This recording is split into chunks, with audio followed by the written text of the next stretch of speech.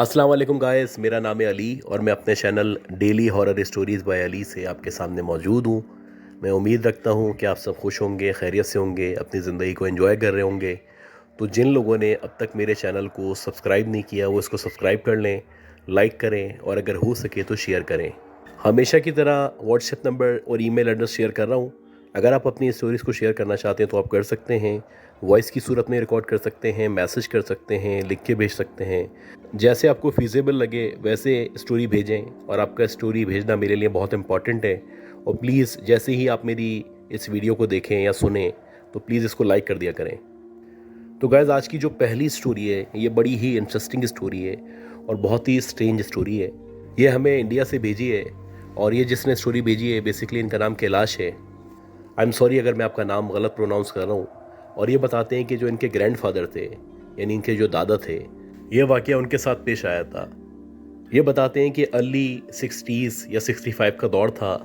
इनके जो ग्रैंडफादर थे वो बहुत स्ट्रॉन्ग थे और बहुत बहादुर थे और उनकी शुजाअत और बहादुरी के जो किस्से हैं वो पूरे के पूरे गांव में और साथ साथ जो करीबी गांव थे उनमें मशहूर थे। अब ये बताते हैं कि पुराने दौर के लोग जो थे वो बड़े मेंटली स्ट्रांग हुआ करते थे और क्योंकि ये गांव के लोग थे तो इनकी जो गुज़रो औक़ात थी या इनका जो खाना पीना था या इनका जो ख़र्चा था या ज़राए आमदनी थी वो इनकी खेती बाड़ी थी, इनकी फसल थी और उसी फसल से ये लोग पैसे कमाते थे और इन्हीं पैसों से ये पूरा पूरा साल जो है अपना गुजारा किया करते थे।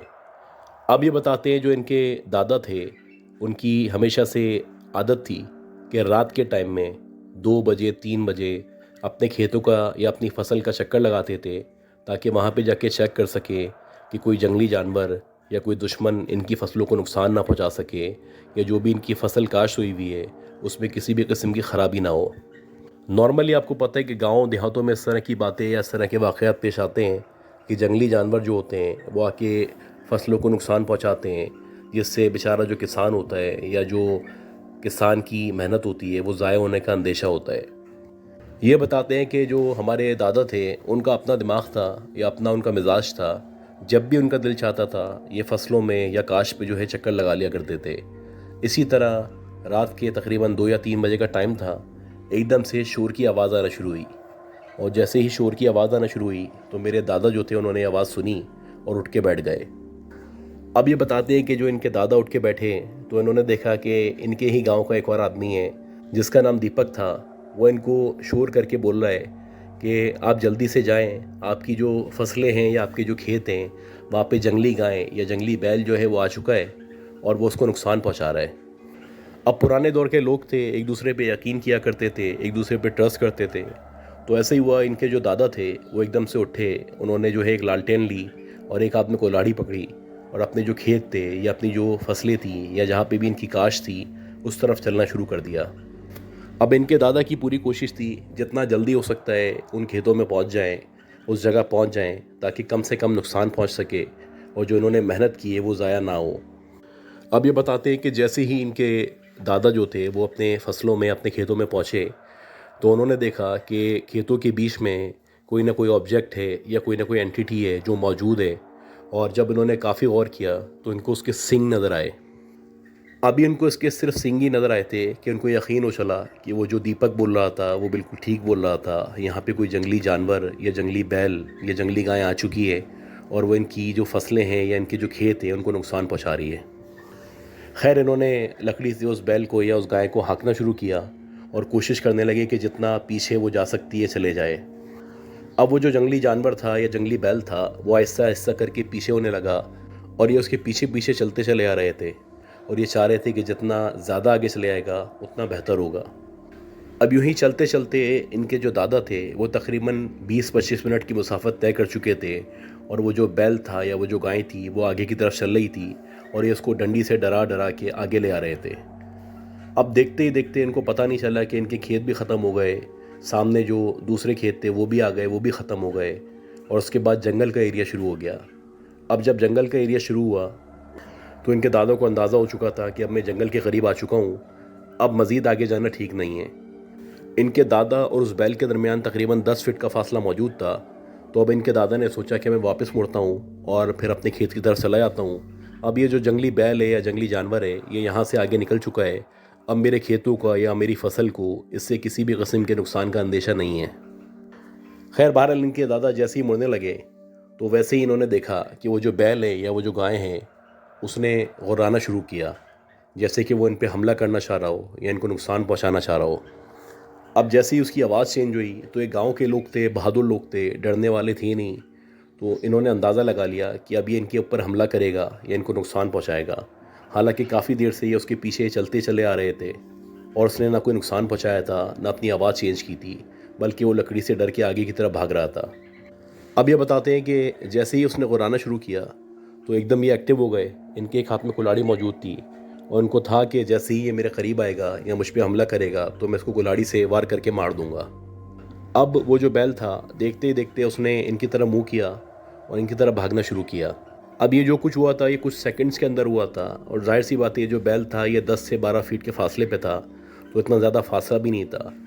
अब जैसे ही वो इनके करीब भागना शुरू हुआ या इनकी तरफ भागना शुरू हुआ तो जैसे ही वो इनके करीब पहुंच पाता या इन पे हमला कर पाता वो हवा में तहलील हो गया। अब जब इन्होंने ये देखा तो ये बड़ा हैरान हुए और इनको यकीन हो चला कि ये बैल नहीं है, ये बेसिकली कोई दूसरी मखलूक है या कोई जिन वगैरह है या शेप शिफ्टर है जो इनको नुकसान पहुंचाना चाहता है और वो इनको साजिश के तहत, धोखे के तहत यहाँ पे लेके आया है। अब एकदम से अलर्ट हो गए और जो कुछ इनको आता था इन्होंने पढ़ना शुरू किया और तेज़ी से अपने गांव की तरफ भागना शुरू किया। अब ये बताते हैं यानी इनके जो दादा थे जिस कदर तेज़ हो सकता था वो उतना तेज़ गांव की तरफ भाग रहे थे और उनको ऐसा लग रहा था कि इनके चारों तरफ से जंगली जानवर हैं या बैल हैं, वो इन पे हमला करना चाह रहे हैं, इनके पीछे भाग रहे हैं। खैर जैसे तैसे करके इनके जो दादा थे वो अपने गांव पहुंचे और जब वो अपने गांव पहुंचे तो उन्होंने सुकून का सांस लिया। इसी दौरानिए में सुबह हो चुकी थी और जब सुबह हुई तो इनके जो दादा थे उन्होंने उसी लड़के से या उसी बंदे से रब्ता किया जिसने रात में आके इनको उठाया था और इनको बताया था कि तुम्हारे खेतों में कोई जंगली बैल या जंगली जानवर आ चुका है। अब जब इनके दादा उसके पास गए और उससे गुस्से से पूछा कि तुमने मुझे क्यों उठाया था या तुमने मेरे साथ ऐसा क्यों किया, तो वो जो बंदा था वो कहने लगा कि रात में तो मैं आपके पास ही नहीं आया हूँ, रात में मेरी शदीद तबीयत ख़राब थी, मैं तो बुखार में तप रहा था। अब ये सुन के इनके जो दादा थे उन्होंने यकीन नहीं किया, लेकिन साथ साथ उसकी जो घरवाली थी वो भी मौजूद थी और कुछ गांव के और लोग भी मौजूद थे जिन्होंने कन्फर्म किया कि इसकी वाकई में 2-3 दिन से तबीयत ख़राब है। खैर बहरहाल इनके जो दादा हैं वो बताते हैं कि इनके गांव में इस तरह के वाक़यात और मामला पेश आते रहते थे और गांव के जितने भी लोग थे वो मेंटली प्रिपेयर होते थे कि कभी भी उनका सामना किसी भी ऐसी मखलूक से हो सकता है जो एकदम गायब हो जाएगी या इनको नुकसान पहुंचा देगी। अच्छा गाइस, इसी तरह की एक और स्टोरी है और ये जो स्टोरी है ये हमें काशिफ महमूद साहब ने भेजी है और ये बेसिकली अपने गांव का जिक्र करते हैं। इनका जो ताल्लुक़ है वो इंटीरियर सिंध से है। ये बताते हैं कि दादू है, दादू से भी तकरीबन 70 या 80 किलोमीटर दूर जाके कोई गांव आता है, ये वहाँ पे रहा करते हैं और इनके जो फादर हैं वो वहाँ के समझ लें एक तरह से जागीरदार हैं या वडेरे हैं।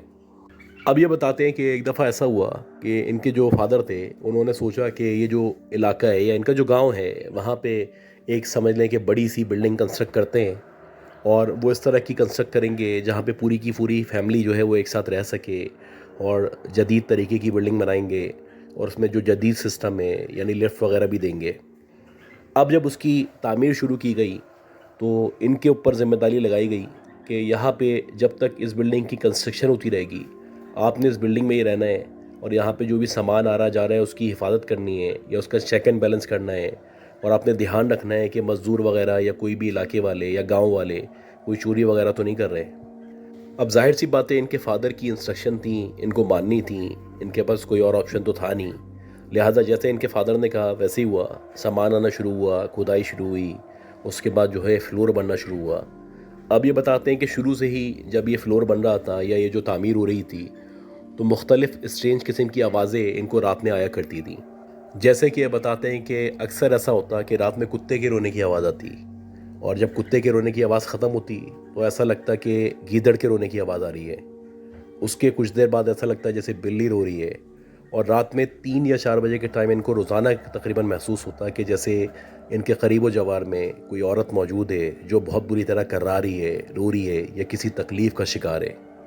अब ये जाहिर सी बातें डरे हुए थे लेकिन इनको अपने जो फादर थे उनकी बात माननी थी। लिहाजा इन्होंने सोचा कि अब जो भी है यहीं पे टाइम गुजारना है जब तक कंस्ट्रक्शन नहीं हो जाती या हमारा ये जो बिल्डिंग है तामीर नहीं हो जाती। जो मेरे वालिद साहब ने कहा है मुझे वो करना पड़ेगा। अब ये बताते हैं कि इसी तरह 2 3 4 रातें गुजर गईं और जुमेरात की रात थी और इनको नींद नहीं आ रही थी। रात के तकरीबन 2 या 2:30 बजे का टाइम था। पूरा का पूरा गांव इनको छत से नज़र आ रहा था। चारों तरफ वीराना था, कोई भी मौजूद नहीं था, क्योंकि नॉर्मली जो गांव वगैरह के लोग होते हैं वो 9 10 बजे तक सो जाया करते हैं। अब ये बताते हैं कि उसके बाद जो रेगुलर होता था, जैसे जो आवाज़ें आती थी, पहले कुत्ते की आना शुरू हुई, फिर गीदड़ की आना शुरू हुई, फिर ऐसा लगने लगा जैसे औरतें रो रही हैं। बिला आखिर 3 साढ़े 3 बजे के टाइम जब आवाज़ें बहुत ज़्यादा बढ़ना शुरू हुई तो उन्होंने अपने कान में हैंड्स फ्री लगाए और गाने चला दिए और सोने की तैयारी करने लगे। अब इनको पता ही नहीं चला कि इनकी आँख कब लगी और ये बिल्कुल नींद में जा चुके थे। खैर बहरहाल थोड़ी देर बाद इनकी एकदम से आँख खुली और जब इनकी आँख खुली तो वो इस तरह से खुली कि इनको ऐसा लगने लगा जैसे इनके लेफ़्ट और राइट आगे पीछे बहुत सारी औरतें हैं जो बैठी हुई हैं, जो रो रही हैं, नोआ ख़्वानी कर रही हैं। ये शदीद गम का शिकार है। अब ये जो आवाज़ें आ रही थी ये इतनी वाज़े आ रही थी कि इससे डिनायल मुमकिन था ही नहीं। खैर बहरहाल जैसी इनकी आँख खुली तो इन्होंने देखा कि इनके पीछे की तरफ, यानी इनके पलंग के पीछे, पलंग के आगे, इनके लेफ़्ट और राइट चारों तरफ 2 2 3 3 औरतें जो बैठी हुई हैं और सब ने ब्लैक कलर के कपड़े पहने हुए हैं और सबके जो बाल हैं वो आगे की तरफ गिरे हुए हैं और उनका किसी का भी चेहरा नज़र नहीं आ रहा और बहुत बुरी तरह वो लोग रो रही हैं जैसे किसी के इंतकाल पे बैठे हुए होते हैं। बज़ाहिर इनको ये लग रहा था जैसे ये जो हैं एक जनाजे की सूरत में हैं और इनके चारों तरफ औरतें बैठी हुई हैं और रो रही हैं। अब जब इन्होंने ये मंज़र देखा तो डेफ़िनेटली कोई भी है वो डर जाएगा। ये भी डर गए, इनकी समझ ही नहीं आया कि मंज़र क्या है। क्या वाकई में मैं तो नहीं मर चुका हूँ कि मेरे चारों तरफ लोग मौजूद हैं, वो नुहा ख्वानी कर रहे हैं, रो रहे हैं। खैर जब इन्होंने गौर किया तो ये सेंसेस में थे, होश में आए तो इनको यकीन आया कि छत पे मौजूद हैं, वैसे ही पलंग पे लेटे हुए हैं, लेकिन आज इनके चारों तरफ औरतें मौजूद हैं और ये कौन औरतें हैं इनको नहीं जानते। अब ये बताते हैं कि बहुत ज़्यादा डरे हुए थे, इनकी हिम्मत नहीं हो रही थी कि पलंग से उतरें या इनसे पूछ सकें कि तुम कौन हो। खैर जैसे ही उठ के बैठे तो जो इनके पाँव के करीब औरत थी उसने एकदम से अपने बाल पीछे किए और जैसे ही उसने अपने बाल पीछे किए तो ये बताते हैं कि उसका बहुत ही भयानक, बहुत ही खौफनाक चेहरा था। उसकी जो आंखें थीं वो अंगारा आंखें थीं और उसका माथा या उसका चेहरा या उसका गाल जो है वो ऐसा लग रहा था कि जले हुए हैं या झुलसे हुए हैं या बहुत ज़्यादा किसी बूढ़ी औरत की जिस तरह की स्किन हुआ करती है उस तरह की स्किन है। और ये बताते हैं कि साथ साथ इनको महसूस हो रहा था कि बहुत शदीद किस्म की बदबू है जो उनके चारों तरफ मौजूद है या इनको आ रही है। खैर जैसे ही उस औरत ने इनकी तरफ देखना शुरू किया इनकी तो हालत गैर हो गई। इनको लगने लगा इनका दम निकल जाएगा। इनको पता था कि यकीनन कोई औरत नहीं है, ये कोई ना कोई चुड़ैल है या कोई पिछल पैरी है या इस तरह की कोई मखलूक है।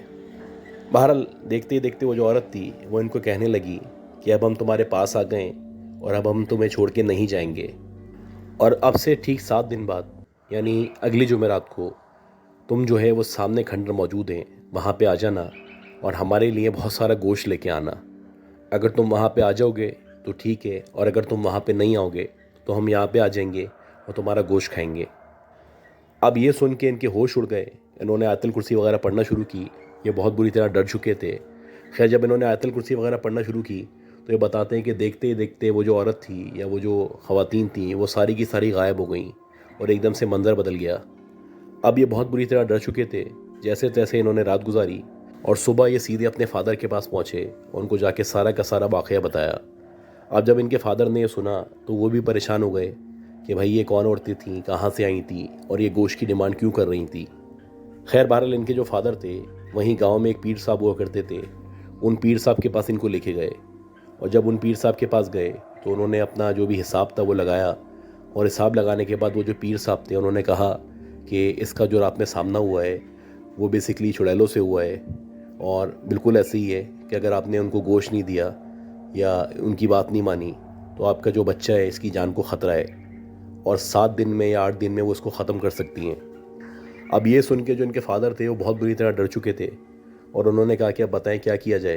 तो जो पीर साहब थे उन्होंने कहा कि आप 1 मन यानी 40 किलो गोश्त का इंतज़ाम करें और ये जो गोश्त है इस पर हम कुछ पढ़ाई वगैरह करेंगे और ये सारा का सारा गोश्त लेके आपके बेटे को उसी खंडर में जाना होगा जहाँ पे उन औरतों ने इसको बुलाया है। और जब वो वहाँ चला जाएगा तो इसको चाहिए कि वो वहाँ पे गोश्त रखे और पलट के आ जाए और जितनी भी आवाज़ें आएँ या जो कुछ हो इसको पलट के नहीं देखना है। अगर ये पलट के देखेगा तो हो सकता है वो जो औरतें हैं वो मुकम्मल तौर पे इस पर अपना कब्ज़ा कर लें।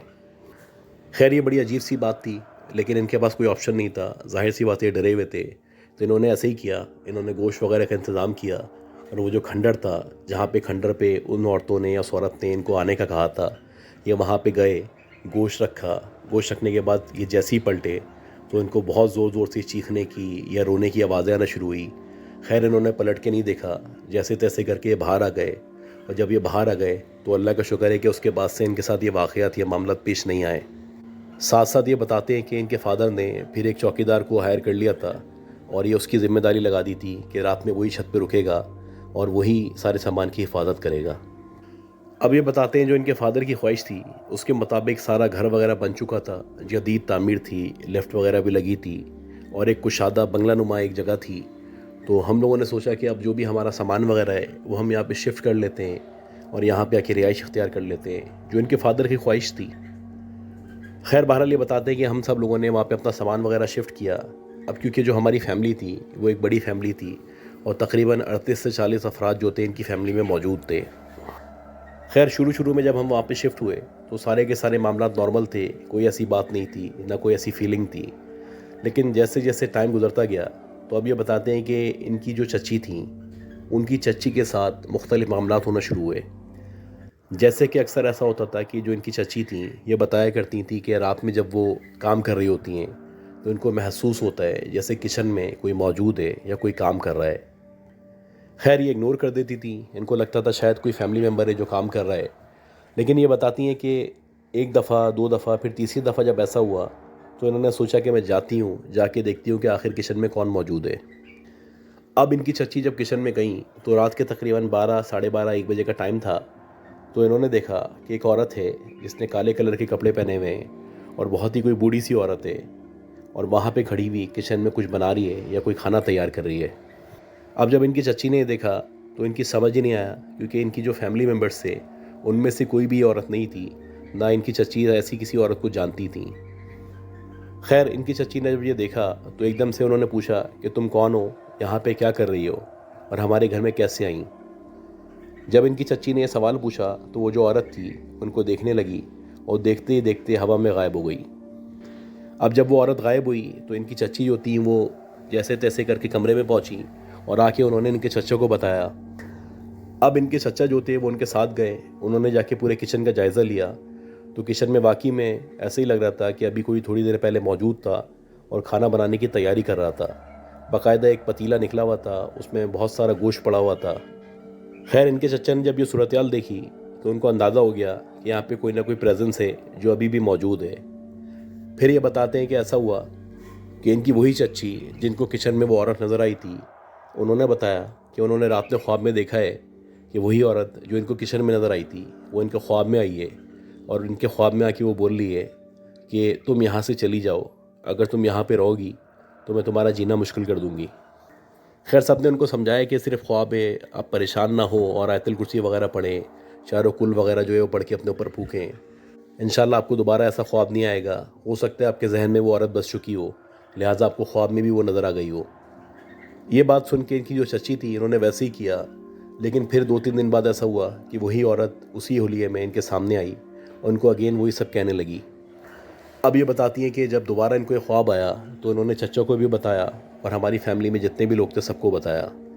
अब जो हमारे फादर थे अगेन वो एक्टिव हो चुके थे और उन्होंने सोचा कि वो जो पीर साहब है जिनसे पहले रब्ता किया गया था उनसे दोबारा रब्ता करना चाहिए। तो उन पीर साहब से दोबारा रब्ता किया गया, उनको बताया गया कि भाई इस तरह की औरत है जो किचन में नज़र आई है और वो 2 दफ़ा हमारी चच्ची के ख्वाब में भी आ चुकी है और वो कह रही है कि तुम यहाँ से चली जाओ। अब वो जो पीर साहब थे उन्होंने अगेन वही हिसाब वगैरह किया अपना और हिसाब लगाने के बाद उन्होंने कहा कि आप एक काम करें, वही खंडर जहाँ पे पहले आपने जो है गोश्त भेजा था उसी खंडर में इन्हीं खातून को जिन्होंने उस औरत को ख्वाब में देखा है गोश्त लेके जाना है और वो जो गोश्त है उसमें मैं कुछ पढ़ाई करके दूंगा और उनको भी वैसे ही करना है कि वो जो गोश्त है वो उस खंडर में ले आके रखना है और रखने के बाद पलट के नहीं देखना, क्योंकि अगर ये पलट के देखेंगी तो हो सकता है कि इनको नुकसान हो जाए। अब ये बताते हैं कि ऐसे ही हुआ कि इनकी जो चच्ची थी वो उस खंडर में गई, उन्होंने वहाँ पे गोश्त रखा और जैसे ही वो रख के पलटी तो उनको वैसे ही रोने की या कराहने की आवाज़ें आना शुरू हुई। खैर बहरहाल इनकी जो चची थी उन्होंने पलट के नहीं देखा और वहाँ से खैरियत से बाहर आ गई। अल्लाह का शुक्र है उसके बाद से मामला जो है वो नॉर्मल हो गए। लेकिन वो जो पीर साहब हैं उन्होंने अभी भी एडवांस में हमें कहा हुआ है कि आपका जो एरिया है या आपका जो गांव है या आपने जहाँ पे घर बनाया है उसके सराउंडेड में बहुत सारी इस तरह की मखलूक़ात मौजूद हैं और वो मुख्तलिफ़ तरीक़ों से आपको ब्लैकमेल करती हैं और फ्यूचर में भी करेंगी। लिहाजा उसका हल यही है कि या तो आप इस एरिया को, इस गांव को छोड़ दें, अदरवाइज़ दोबारा से कभी कोई ऐसी बात होगी तो दोबारा से आपको कुछ ना कुछ इस तरह का अमल करना पड़ेगा, फिर जाके आपकी इन चीज़ों से या उस चीज़ से जान छूटेगी। तो गाइज़ मैं उम्मीद करता हूँ जो स्टोरीज़ मैंने शेयर की हैं आपको ये स्टोरीज़ पसंद आई होंगी। अगर आपको ये स्टोरीज़ पसंद आई हैं तो प्लीज़ मेरे चैनल को लाइक करें, सब्सक्राइब करें, शेयर करें। दुआ करें कि अल्लाह हम सबको सेहत दे, ज़िंदगी दे, सलामती दे। अपना ख्याल रखिएगा। अल्लाह हाफ़िज़।